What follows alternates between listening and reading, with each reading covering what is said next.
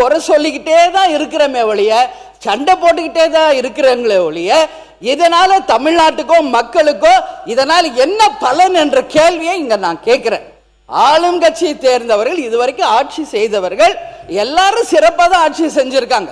இதுவரைக்கும் யாருமே இங்க குறை சொல்ல முடியாது. எந்த ஆட்சியா இருக்கட்டும், அவங்க காலகட்டத்திற்கு தமிழ்நாட்டுக்கும் தமிழக மக்களுக்கும் அவங்க நல்லதுதான் பண்ணியிருக்காங்க.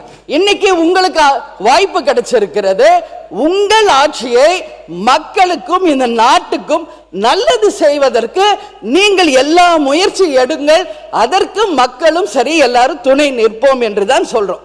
ஆனால் இங்க பொதுவா நாங்க இங்க பாருங்க, எல்லாருமே அவைத்தலைவர் அவர்களே, நைட் அண்ட் டே எக்ஸாமுக்கு கூட எப்படி யாரும் ப்ரிப்பேர் பண்ணியிருக்க மாட்டாங்க.